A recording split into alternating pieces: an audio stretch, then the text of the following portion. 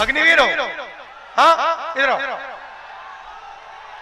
आ जाओ, आ जाओ, आ जाओ।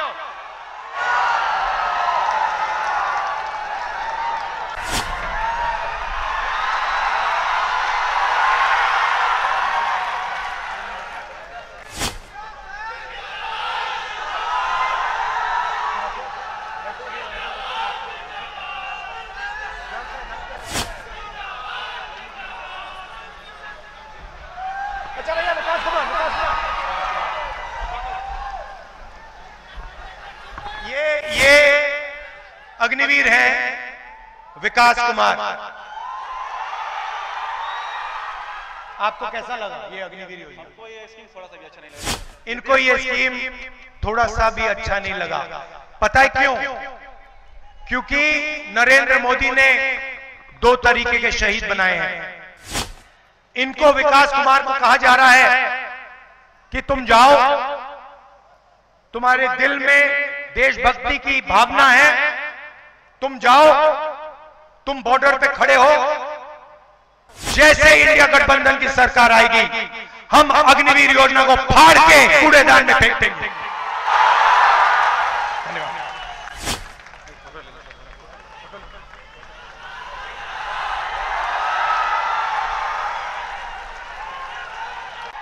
जो आप सुनना चाहते हो वो मैं बोलने आया हूं, तो मैं जानता हूं मैं बोलने आया हूं, थोड़ा मैं आप में टेंशन बढ़ा रहा हूं। तो अब युवा कहेंगे कि हमारा क्या होगा। सबसे पहले हिंदुस्तान के बेरोजगार युवाओं को हम पहली नौकरी पक्की का अधिकार देने जा रहे हैं। 1 साल की नौकरी मिलेगी प्राइवेट सेक्टर, पब्लिक सेक्टर में, HAL, BHEL जैसी कंपनीज में, प्राइवेट सेक्टर में, सरकारी अस्पताल, सरकारी कॉलेजेस, सरकारी यूनिवर्सिटीज में 1 साल की होगी। बेहतरीन ट्रेनिंग मिलेगी, जॉब एक्सपीरियंस मिलेगा। महीने का 8,500 रुपए बैंक अकाउंट के अंदर ठक ठक ठक ठक ठक ठक ठक, साल का 1 लाख रुपया। उसके बाद हिंदुस्तान को एक बेहतरीन ट्रेंड वर्कफोर्स मिलेगी। अब अग्निवीर की बात देखिए, नरेंद्र मोदी जी जो अपने आप को देशभक्त कहते हैं, उन्होंने सेना का अपमान किया है, हिंदुस्तान के वीर जवानों का अपमान किया है। कैसे किया? अग्निवीर हो? हाँ, इधर आओ, आ जाओ, आ जाओ, आ जाओ।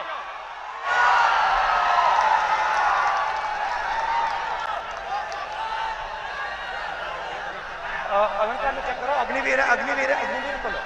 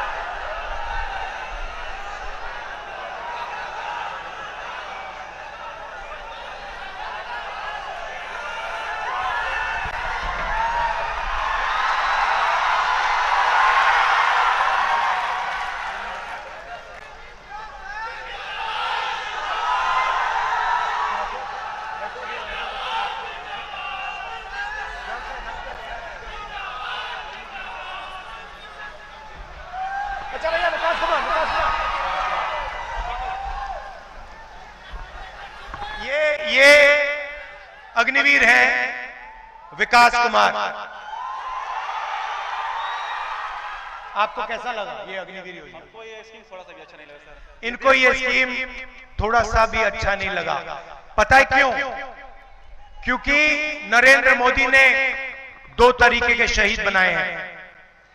इनको विकास कुमार को कहा जा रहा है कि तुम जाओ, तुम्हारे दिल में देशभक्ति की भावना है, तुम जाओ, तुम बॉर्डर पे खड़े हो, बिना ट्रेनिंग के बिना पेंशन के, बिना कैंटीन, और अगर तुम्हारे साथ कुछ होता है, अगर तुम शहीद होते हो, तो हिंदुस्तान की सरकार तुम्हारे साथ नहीं खड़ी होगी। अगर तुम शहीद होते हो, तुम्हें शहीद का दर्जा नहीं मिलेगा, क्योंकि तुम अग्निवीर हो, तुम नॉर्मल जवान नहीं हो। भाइयों और बहनों, यह सिर्फ सेना का नहीं, हर देशभक्त का अपमान है, और हम इस बात को मानने के लिए तैयार नहीं है कि दो शहीद होंगे। एक तरीके का शहीद होगा, सबको पेंशन मिलेगी, सबके परिवार की रक्षा होगी, सबको कैंटीन मिलेगी, सबको पेंशन मिलेगी। और मैं आपको आश्वासन देना चाहता हूं, और आपके माध्यम से हिंदुस्तान के हर एक जवान को, हर एक युवा को, हर एक अग्निवीर को, जैसे इंडिया गठबंधन की सरकार आएगी, हम अग्निवीर योजना को फाड़ के कूड़ेदान में फेंक देंगे।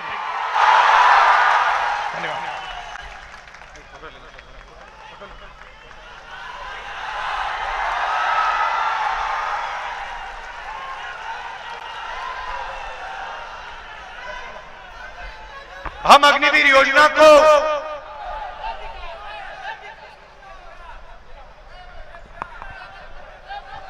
इनको कहा जा रहा है कि दो तरीके के जवान होंगे। एक अमीर घर का बेटा होगा, जिसे जवान कहा जाएगा, जिसको शहीद का दर्जा मिलेगा, और दूसरा गरीब घर का बेटा होगा, बिहार के किसान का बेटा होगा, जो सेना में जाएगा, उसको सेना से निकाल दिया जाएगा। उसको ना पेंशन मिलेगी, ना शहीद का दर्जा मिलेगा, ना कैंटीन मिलेगी। अगर उसके साथ कुछ होता है, सरकार उसकी रक्षा नहीं करेगी। हम इस बात को नहीं मानेंगे, अग्निवीर योजना को फाड़ के कूड़ेदान में डालेंगे।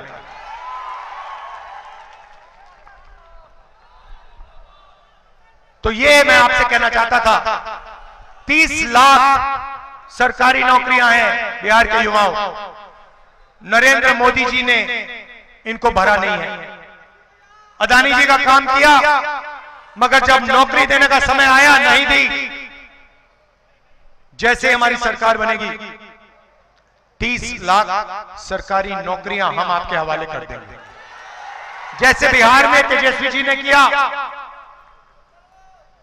नौकरी देने का काम किया, जैसे इन्होंने किया, अंकल जी भाग गए, घबरा गए, भाग गए।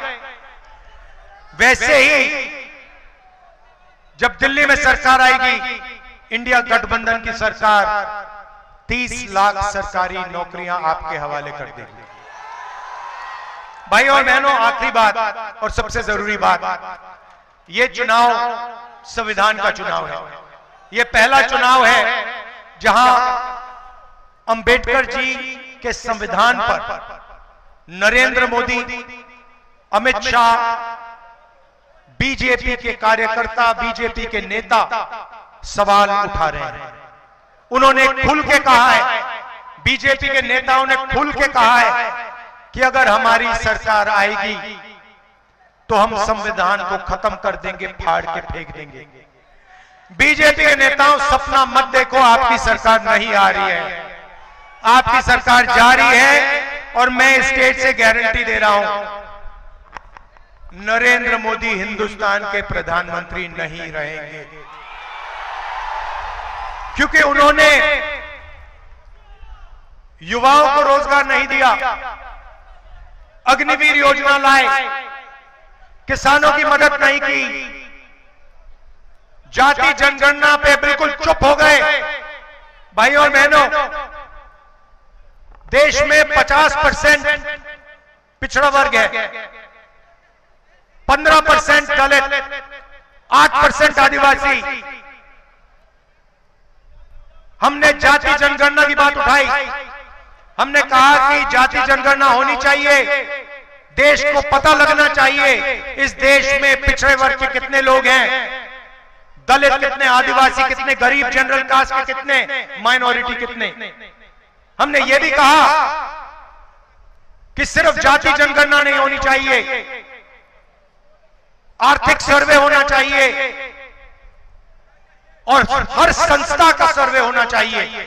हम जानना चाहते हैं कि हिंदुस्तान की सरकार में, मीडिया में, जुडिशरी में कितने पिछड़े लोग हैं, कितने दलित हैं, कितने आदिवासी हैं, कितने गरीब जनरल कास्ट के लोग हैं। जैसे ही मैंने ये बात बोली, नरेंद्र मोदी जी कहते हैं हिंदुस्तान में कोई जाति नहीं है, हिंदुस्तान में सिर्फ दो जात हैं, एक अमीर जात, एक गरीब जात। तो मोदी जी अगर हिंदुस्तान में सिर्फ दो जात है तो आप ओबीसी कैसे बन गए? आप अपने आप को 24 घंटा ओबीसी कहते हो, और जब पिछड़ों की मदद करने की बात आई, जाति जनगणना, इकोनॉमिक सर्वे, संस्थाओं का सर्वे कराने की बात आई तो आप चुप हो गए, भाग गए और आपने कहा